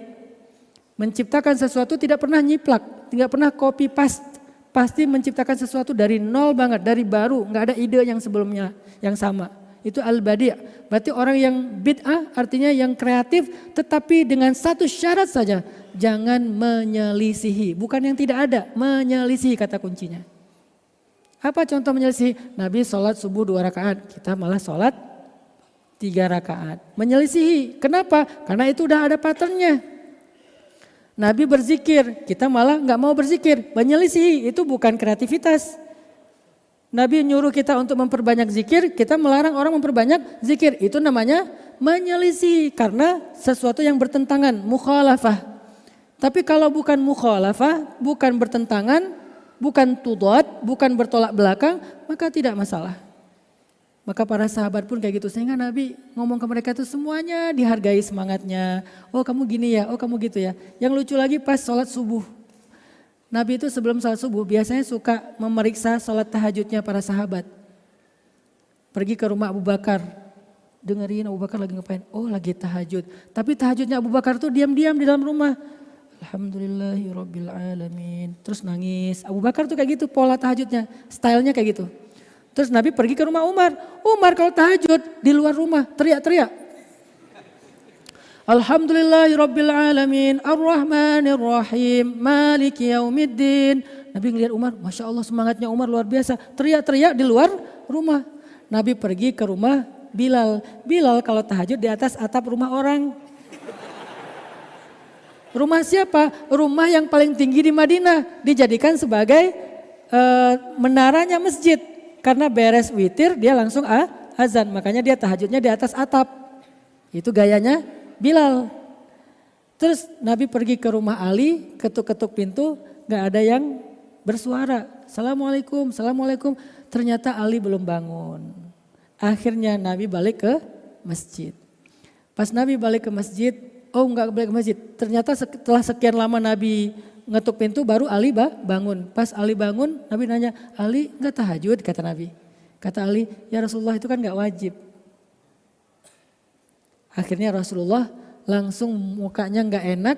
Tapi Rasulullah itu enggak marah gitu orangnya. Cuman mukanya enggak enak. Dan enggak enaknya Nabi lebih enak daripada kita senyum sih. Kita udah senyum masih enggak enak, masih pahit. Nabi enggak enak aja masih manis ya. Tapi kan enggak kayak biasanya nih. Jadi jangan ngebayangin muka Nabi jelek, jangan. Karena Nabi nggak enaknya aja tetap ganteng, tetap asik wajahnya. Cuman nggak kayak biasanya. Akhirnya wajah Nabi jadi kayak berubah. Nabi langsung berpaling, Ali ngerasa bersalah. Kemudian sejak saat itu kata Ali, aku nggak pernah lagi meninggalkan tahajud sampai akhir hayatku. Cara Nabi nasihatin cuman kayak gitu doang. Nggak dibilang sesungguhnya tahajud itu dikeluarin semua dalil, enggak. Cuman oh gitu. Pergi aja Nabi, tapi Ali langsung ngerasa feeling guilty ya. Aduh aku salah nih sama Rasulullah. Akhirnya dia tahajud dan gak pernah lagi tinggal sampai akhir hayatnya. Sampai setelah selesai sholat subuh di masjid, Nabi panggil Abu Bakar, Umar, Bilal. Ditanya sama Nabi, Abu Bakar kenapa saya dengar kamu tahajudnya kok bacanya pelan banget. Sampai gak kedengaran sedikit pun. Kata Abu Bakar, aku takut mengganggu orang lain ya Rasul. Abu Bakar itu orangnya kan gak mau ganggu orang. Oh, tapi jangan terlalu pelan juga, kencangin sedikit kata Nabi. Oh ya, Umar, Kenapa kok suara kamu kenceng banget ya? Malah kamu sholatnya di luar dengan suara lantang. Kenapa Umar? Alasannya apa? Kata Nabi. Kata Umar, ya Rasulullah saya sengaja melantangkan suara saya biar semua orang bangun. Kenapa? Ya biar mereka pada sholat ya Rasulullah. Masa masih tidur jam segitu? Makanya saya lantangkan suara saya. Oh tapi kan takutnya ada yang sakit. Jangan terlalu lantang juga. Baik ya Rasulullah. Jadi Nabi itu netral banget. Paham banget kondisi orang. Yang terlalu pelan disuruh kencengin dikit, yang terlalu kencang disuruh pelanin dikit. Di tengah-tengah kan wasatiyah. Terus Bilal kenapa kok di atap rumah? Dia Bilal jawab tadi, ya Rasulullah saya pengen sampai mentok azan subuh saya masih dalam keadaan sholat, witir, zikir. Sehingga nanti kalau udah waktunya sholat sekalian saya ngelihat waktunya subuh. Kan dia ngelihatnya harus di tempat yang tinggi, ini udah subuh belum ya, ini udah subuh belum ya. Langsung saya azan ya Rasulullah, oh ya udah. Artinya Nabi itu kayak akrab dengan sahabat, tapi dalam keakraban itu selalu ada motivasi, mengarahkan dengan cara yang bijak. Sama sekali tidak ada yang disakiti perasaannya oleh Rasulullah SAW. Bahkan orang munafik sekalipun ketika datang setelah Nabi pulang dari perang Tabuk, mereka datang minta maaf kepada Nabi, Nabi maafkan. Walaupun Nabi tahu ini munafik, ini munafik, ini munafik. Tahu nggak yang luar biasanya lagi apa? Saking Nabi menjaga perasaan orang munafik, Nabi sampai membuat absen orang munafik dan itu rahasia yang dipegang oleh hanya satu orang sahabat namanya Huzaifah ibnul Yaman. Cuman dia yang tahu siapa orang munafik.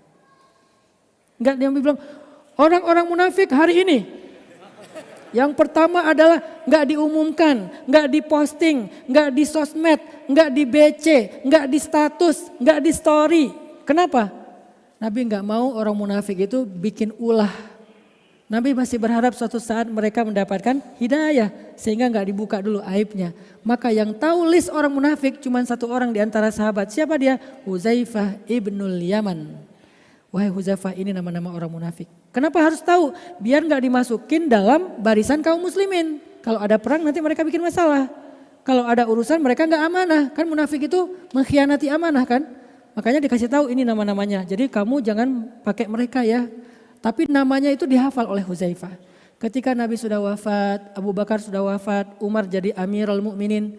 Umar datang kepada Huzaifah ibn Yaman. Ya Huzaifah, kamu hafal kan nama-nama orang munafik yang dari Rasulullah? Ya, kenapa wahai Amirul Mukminin? Boleh tahu enggak? Enggak boleh, ini rahasia Rasulullah. Satu nama aja. Ya udah siapa? Ada enggak nama Umar bin Khattab di situ? Umar nanya, ada enggak nama Umar bin Khattab di antara nama-nama orang munafik yang engkau hafal wahai Huzaifah? Kata Huzaifah sambil tersenyum, enggak ada ya Amirul Mukminin. Tidak ada nama Umar bin Khattab. Langsung dia, alhamdulillah ya Allah aku enggak termasuk orang munafik.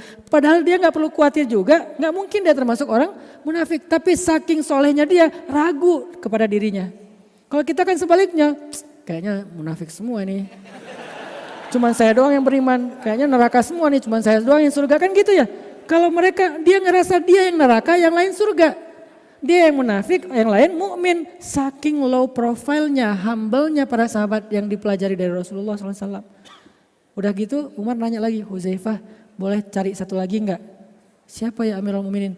Ada enggak pejabatku, satu aja yang kamu lihat di antara pejabatku yang dia munafik? Ada ya Amirul Mukminin. Ah, ada siapa? Rahasia Rasul. Saya nggak akan membocorkan itu, kecuali namamu saja yang saya bisa bocorkan, nggak ada di situ. Tapi yang lain saya tahu ada nama pejabat kamu yang munafik ya Amirul Mukminin. Siapa? Nggak boleh. Akhirnya kalau ada pejabat Umar bin Khattab meninggal dunia, Umar tidak akan mensolati dia kalau tidak melihat Huzaifah ibn Yaman datang mensolati dia. Kalau Huzaifah datang mensolati, oh berarti dia mukmin. Kalau Huzaifah nggak datang, oh berarti dia munafik. Masya Allah, luar biasanya Rasul menjaga perasaan sampai nama munafik aja dirahasiakan kepada satu orang, Aminu Rasulillah, yaitu Huzaifah ibnul Yaman. Semoga dengan cerita-cerita kecil ini yang secara acak saya sampaikan, banyak masih sirah-sirah nabawiyah yang lucu-lucu, yang kecil-kecil, yang pendek-pendek tapi berkesan. Kalian bisa baca itu di banyak buku sirah. Mulai dari buku-buku sirah yang referensial atau buku-buku sirah yang pendek. Saya bisa merekomendasikan buat anak muda ya. Salah satu buku sirah modern yang kayak baca novel itu buku sirahnya Martin Lings namanya. Judulnya Muhammad the Prophet, The Story of Prophet. Ditulis oleh Martin Lings, orang Inggris. Tapi dia udah menjadi muslim. nama Islamnya adalah Abdurrahman Siraj. Tapi nama besar di bukunya, ini saya nggak di endorse ya, cuman karena saya punya 2 buku itu, satu hard cover yang satu lagi soft cover.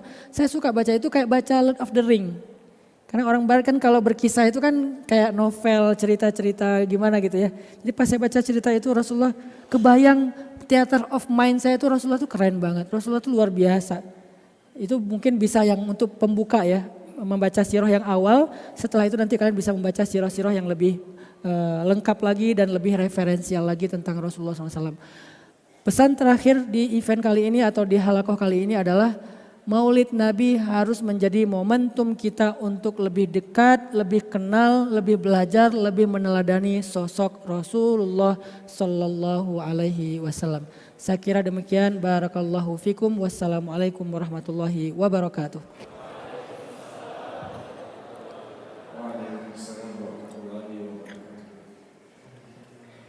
Gimana para jamaah setelah mendengar tausiah dari guru dan Taki bertambah cinta kita kepada Nabi Muhammad SAW? Ya. Bertambah gak Jan tanya? Coba. Bertambah enggak?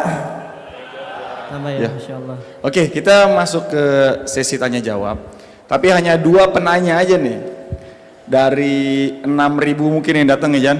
Cuman 2. Silakan. Ada yang mau bertanya? Ikhwan 1, akhwat 1. Waduh, milihnya gimana nih Ustadz? Yang ini pertama ngangkat tangan tadi. Oke, siap. Mohon pertanyaannya diberikan yang terbaik ya. Mangga silakan. Bismillahirrahmanirrahim. Assalamualaikum warahmatullahi wabarakatuh. Waalaikumsalam warahmatullahi wabarakatuh. Bismillahirrahmanirrahim. Alhamdulillahirrahmanirrahim. Amma ba'du. Baik, yang terhormat Al-Ustadz Hanan At-Taki, dari penjelasan Ustadz, di mana ketika Rasul Shallallahu Alaihi Wasallam bersama para sahabat, beliau mendapatkan banyak kebaikan yang sahabat-sahabat dapatkan. Bagaimana dengan kita gitu? Mungkin pertanyaannya, kita yang tidak bertemu dengan Rasulullah Shallallahu Alaihi Wasallam, apakah mungkin bisa bertemu di Yaumul Qiyamah, di akhirnya Allah Subhanahu Wa Taala? Sedangkan di dunia saja hanya sekedar mimpi saja kita tidak mampu untuk bertemu dengan Rasulullah Sallallahu Alaihi Wasallam. Apakah kelak di akhirat kita bisa bertemu dengan Rasulullah? Mungkin kita ajak sekian. Assalamualaikum warahmatullahi wabarakatuh. Masya Allah. Saya jawab dulu. Ini pertanyaan yang semua kita pasti bertanya demikian dan menginginkan hal yang demikian. Pengen bertemu dengan Rasul, pengen menatap wajah Nabi yang mulia, pengen mencium tangan Nabi. Kalau saya pengen bercerita tentang keadaan umat hari ini seperti apa kepada Rasul. Dan itu yang selalu saya ceritakan ketika saya lagi umroh. Kalau ngelewat makom Rasulullah itu saya setelah berselawat, kemudian saya bilang, ya Rasulullah, kami lemah tanpamu ya Rasul. Kami terpecah belah, kami seperti buih di pantai, kami dianiaya, kami terzolimi, kami lupa dengan ajaranmu, kami tidak lagi berselawat kepadamu dan seterusnya. Kayak pengen curhat gitu kepada Rasul. Maka bagaimana cara kita untuk mendapatkan kesempatan itu? Pertama, dawamkan sholawat setiap hari, jangan kurang dari 100 kali kepada Nabi. Kalau bisa sebelum tidur minimal 10 kali berselawat kepada Nabi. Sehingga mudah-mudahan Allah memberikan kita kemuliaan dan kepantasan untuk bertemu Rasul di dalam mimpi. Orang yang bisa bertemu dengan Rasul dalam mimpi itu adalah sebuah kemuliaan yang luar biasa. Perbanyak sholawat, berdoa, ya Allah saya kangen sama Rasulullah, ingin bertemu dengan Rasul dalam mimpi. Dan nanti Allah yang akan memilih kapan kita layak untuk mendapatkan itu. Lalu bagaimana di akhirat? Ada banyak hadis yang mengajarkan kita tentang bagaimana ketemu dengan Rasulullah. Pertama, menjadi umat Nabi akhir zaman itu sudah menjadi sebuah kemuliaan. Bukan hanya ketemu, Rasulullah itu kangen sama kita. Nabi pernah bilang, aku kangen sama saudaraku. Bukankah kami saudaramu ya Rasulullah, kata sahabat. Kalian sahabat-sahabatku. Siapa saudara engkau ya Rasulullah? Saudara aku adalah mereka yang datang setelah kalian. Tidak bertemu dengan aku, tetapi mereka mencintai aku, mengikuti aku, berselawat kepadaku dan seterusnya. Maka Rasulullah kangen dengan kita. Kita di sini kita secara personal. Siapa namanya? Siapa? Marjan. Rasulullah kangen sama Marjan. Ketika Rasulullah mengatakan aku kangen dengan saudaraku. Marjan adalah saudaranya Rasul. Kita semuanya adalah saudaranya Rasul. Kalau para sahabatnya Rasul, kita saudaranya Rasul. Dan Rasulullah kangen dengan kita. Maka balaslah kangennya Rasulullah itu dengan selawat. Sallu ala Nabi. Selawat kepada Nabi. Jangan bakhil. Jangan irit selawat kepada Nabi itu. Pakai tasbih digital. Kalau enggak tasbih yang kayak gini. Takutnya kalau tasbih kayak gini, kalau selawatnya udah banyak, biasanya suka kegeeran. Baru 2 putaran ngerasa udah 7 putaran ya. Aduh tadi udah berapa ya, kayaknya udah 7 deh, padahal baru 2. Nah, makanya pakai tasbih digital, jadi berapa ratus. Pakai yang dia ada 5 menu zikir, jadi nggak harus ngeriset 5 menu zikir. Istighfar berapa, terus la ilaha illallah berapa, salawat berapa. Setiap pagi, petang, sebelum tidur, banyak-banyak salawat kepada Nabi. Yang kedua, pengen ketemu Nabi dan dekat dengan Nabi, maka santunilah anak yatim. Nabi sangat mencintai anak yatim, bahkan beliau sendiri adalah anak yatim. Siapa yang mencintai anak yatim, akrab dengan anak yatim, maka dengan Nabi itu seperti ini, insya Allah dekat. Yang terakhir, yang ketiga, karena waktu kita, bagaimana biar ketemu dengan Rasulullah? Jadilah pewaris risalah Nabi, jagalah umat Nabi dengan dakwah. Ustadz, kami kan bukan ulama, bukan ustadz. Dakwah itu bukan ceramah. Kalau kita nggak bisa ceramah, maka berdakwahlah dengan cara kita. Nge-share konten-konten ceramah, membuat akun-akun yang bermanfaat, membuat event seperti yang dilakukan teman-teman hari ini, swipe mengadakan ta'lim seperti ini. Itu bagian dari kontribusi dakwah mereka, walaupun bukan mereka yang ceramah. Jadi berdakwahlah dengan cara kita masing-masing untuk menjaga umat Nabi. Insya Allah kita akan menjadi orang yang sangat dekat dengan Nabi nanti di yaumil akhir. Barakallah dalam pertanyaannya. Wallahu fikum. Untuk satu lagi Ahwat ya. Silakan. Waduh, Ahwat. kelihatan nih Ahwat. Yang mana Kak? Oke, boleh tanya. Afwan Ustaz. Silakan.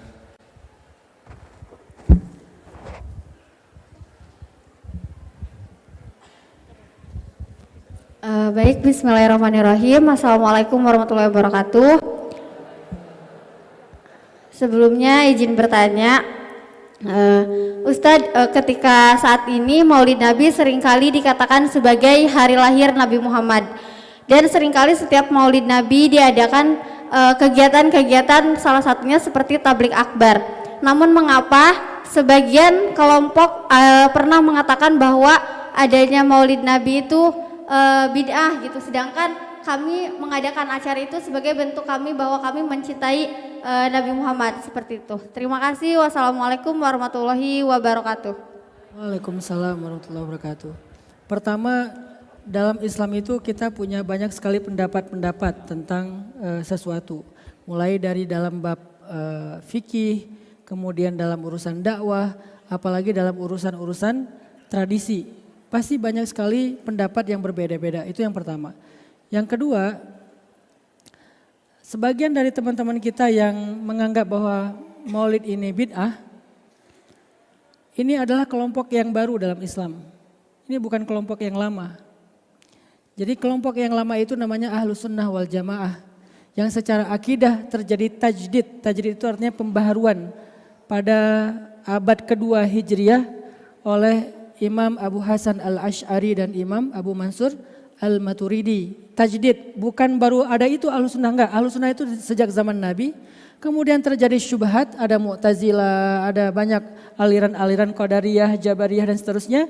Akhirnya ditajdid lagi, diperbaharui untuk diluruskan kembali sesuai dengan ajaran Nabi oleh Abu Musa al-Ash'ari dan Abu Mansur al-Maturidi. Sehingga sejak saat itu kita mengenal akidah Ahlus Sunnah wal Jamaah Asy'ariyah dan Maturidiyah. Termasuk Imam Syafi'i, para ulama-ulama kita, sampai Imam Al-Ghazali dan seterusnya. Baru akhir sekitar 100 tahun terakhir muncullah kelompok dari saudara-saudara kita yang menamakan diri mereka dengan nama Salafi. Salafi itu merujuk kepada nama bahwa mereka pengikut salafus salih. Salafus salih itu adalah 3 generasi yang disampaikan di dalam hadis Nabi, yaitu sahabat, tabi'in dan tabi'in. Tetapi sebetulnya Ahlus Sunnah wal Jamaah itulah yang paling salafi. Kenapa? Karena secara sanad keilmuan, riwayat-riwayat fikih dan akidahnya itu semuanya bersumber kepada 3 generasi terbaik itu. Cuman kita tidak mengklaim diri kita sebagai salafi sendiri. Kita menghargai orang lain. Walaupun pondok-pondok kita juga dinamakan dengan nama pondok salaf. Kalau di kampung saya namanya salafiyah. Pondok salafiyah artinya pondok yang belajar ilmu dari ulama terdahulu. Makanya dikenal dengan istilah pondok salafiyah. Ini adalah perbedaan pendapat di antara kaum muslimin. Sayangnya yang saya sering sedihkan adalah dia selalu muncul hanya untuk membuat gaduh di antara kaum muslimin. Bukan sebagai sebuah kajian ilmiah. Kalau sebuah kajian ilmiah harusnya beradu argumen dan saling menyampaikan dalil. Dan nanti akan kelihatan kok siapa yang dalilnya paling jelas, paling ilmiah, paling komprehensif. Lewat para ulama dan kita bisa mendengar dari penjelasan Gus Baha misalnya, kita bisa mendengarkan penjelasan dari Ustadz yang dari Madura yang pakai topi Aceh tuh siapa? Saya lupa namanya. Ada beberapa ulama-ulama aswaja kita yang bisa menjelaskan dengan penjelasan ilmiah sehingga kalau dia berada di tataran ilmiah, Islam itu sangat menghargai perbedaan pendapat ilmiah. Itu sangat dihargai. Tetapi Islam melarang memunculkan syubhat perpecahan. Di zaman Umar ada seorang laki-laki datang untuk memecah belah kaum muslimin di Madinah. Dengan narasi apa? Dengan narasi dia menerjemahkan Al-Quran sesuka dia. Dengan mengatakan ini maksudnya begini. Dia nggak mau merujuk kepada pendapat para sahabat. Karena kan udah ada Ibnu Abbas, Ibnu Mas'ud, Zaid bin Thabit ya, ahli-ahli Al-Qur'annya para sahabat ya. Akhirnya dia menyampaikan syubhat namanya. Maka dia dipanggil oleh Umar, kemudian salahnya dia menyampaikan syubhat itu di pasar. Salahnya dia menyampaikan syubhat itu di pasar. Dipanggil sama Umar, lalu dipertemukanlah dengan syuronya Umar bin Khattab, syuronya para sahabat, ahli-ahli Al-Qur'an. Lalu ketika mereka berdiskusi, akhirnya dia mengakui kalau dia salah. Udah, dia mengakui kalau dia salah setelah ketemu para ulamanya sahabat. Lalu kemudian ketika dia mengakui dia salah, Umar memutuskan dia untuk dicambuk sebanyak 30 kali. Kenapa dicambuk? Apakah karena dia salah? Enggak. Dia dicambuk karena menyebarkan syubhat di tengah umat di ruang publik yaitu pasar. Itu alasan dia dicambuk. Kalau dia berbeda pendapat enggak dicambuk dalam Islam. Tapi ditemukan dengan ahlinya supaya perbedaan pendapat ini bisa ketemu titik jelasnya, titik terangnya, titik yang benarnya yang mana nih. Maka kalau kita nggak ngerti, fas'alu ahla dzikri, bertanyalah kepada ulama, bukan menyebarkan sebuah kontroversi atau syubhat di tengah umat. Maka saya mengajak ke semua jamaah, jangan menyebarkan kontroversi di konten-konten kita walaupun niat kita baik. Kenapa? Yang terjadi justru perpecahan di antara kaum muslimin. Kalau kita ngelihat ini ada sesuatu yang menurut kita kayak bingung, tanyakan kepada para ulama. Tanyakan kepada ahlinya. Nanti kita akan menemukan jawaban-jawaban yang ilmiah daripada kita sibuk meramaikan hal-hal yang sifatnya perbedaan pendapat di antara kaum muslimin. Kita tidak berani mengkafirkan orang lain. Itu prinsip kita Ahlussunnah wal Jamaah. Tidak mudah mengkafirkan. Walaupun kita dikafirkan. Walaupun kita dinerakakan, tapi kan kita nggak akan membalas itu dengan cara yang sama. Karena kita tidak dididik demikian kan. Kita dididik untuk menghargai. Tapi jalan yang paling aslahnya adalah jangan sebarkan itu di ruang publik.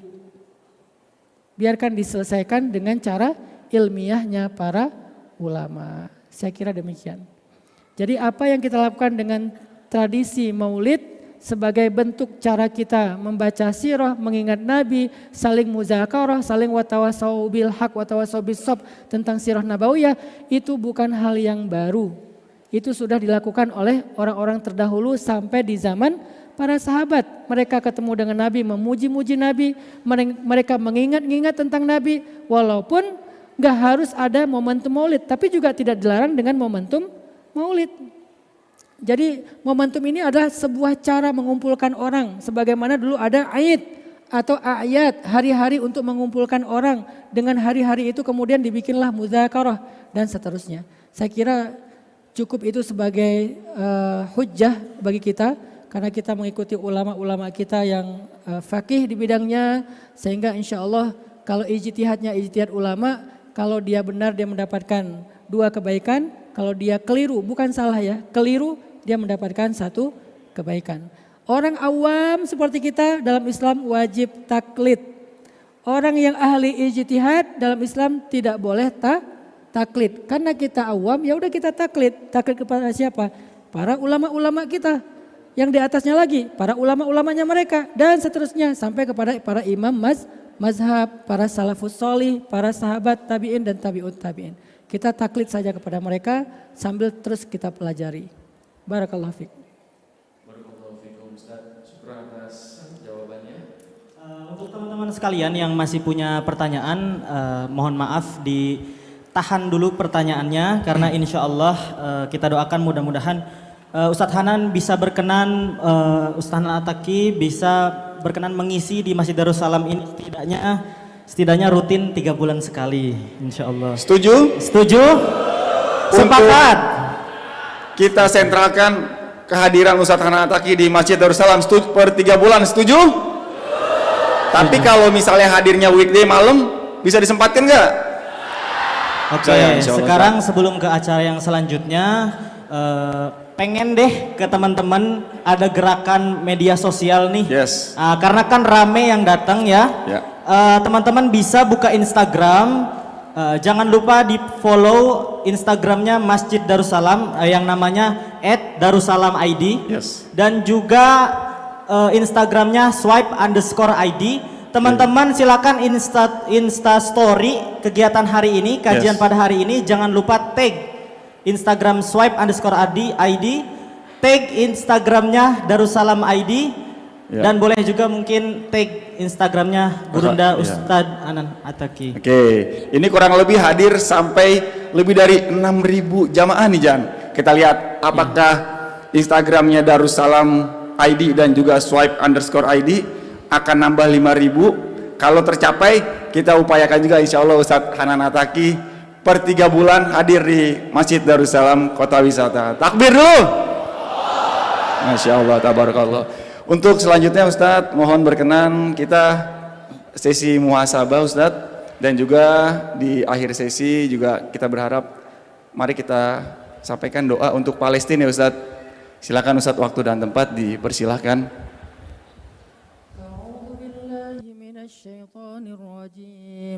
بسم الله الرحمن الرحيم الحمد لله رب العالمين اللهم لك الحمد كله ولك الشكر كله وإليك يرجع الأمر كله سره وعلانيته فأهل أنت أن تحمد وأهل أنت أن تعبد لا إله إلا أنت الأحد الصمد الذي لم يلد ولم يولد ولم يكن له كفوا أحد اللهم صل على سيدنا محمد وعلى آله وأصحابه وسلم اللهم اغفر لنا ذنوبنا ولوالدينا وارحمهما كما ربيانا صغارا اللهم أعنا على ذكرك وشكرك وحسن عبادتك يا حي يا قيوم برحمتك نستغيث أصلح لنا شأننا كله ولا تكلنا إلى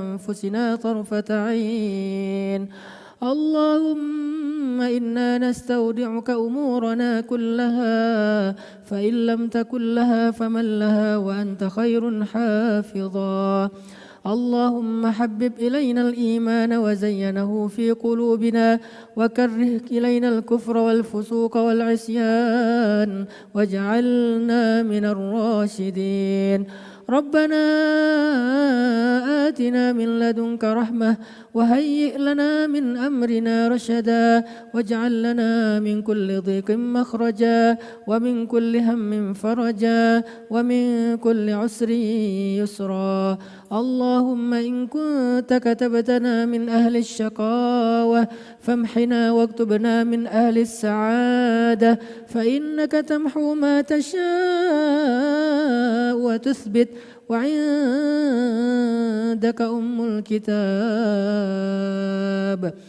اللهم أعز الإسلام والمسلمين اللهم أعز الإسلام والمسلمين اللهم أعز الإسلام والمسلمين وأذل الكفرة والكافرين الشرك والمشركين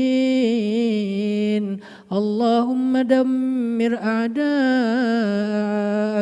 أعداء الدين اللهم انصر إخواننا المسلمين في فلسطين اللهم انصر إخواننا المسلمين المستضعفين في غزة اللهم انصر إخواننا المجاهدين في فلسطين اللهم وحد كلمتهم اللهم وحد صفوفهم وسدد رميهم واشفي جرحاهم وتقبل شهداءهم وتقبل شهداءهم وتقبل شهداءهم وارحم أمواتهم وأموات المسلمين أجمعين اللهم إنا نسألك أن تحرر المسجد الأقصى المبارك من أيدي الصهيونيين من أيدي الغاصبين من أيدي الظالمين اللهم إنا نسألك أن تحرر المسجد الأقصى المبارك من أيدي اليهود اللهم اشف صدور المسلمين اللهم ألف بين قلوب المسلمين اللهم اهدي أمراء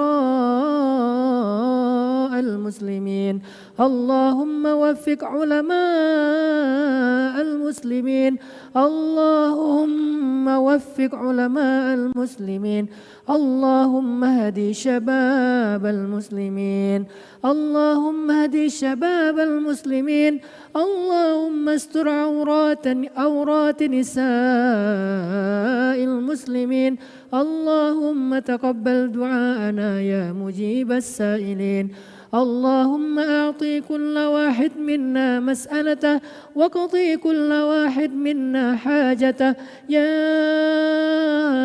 سميع الدعوات يا قاضي الحاجات يا رب العالمين ربنا آتنا في الدنيا حسنة وفي الآخرة حسنة وقنا عذاب النار وأدخلنا الجنة مع الأبرار يا عزيز يا غفار يا رب العالمين اللهم تقبل دعاءنا هذا ببركة قراءتنا الفاتحة.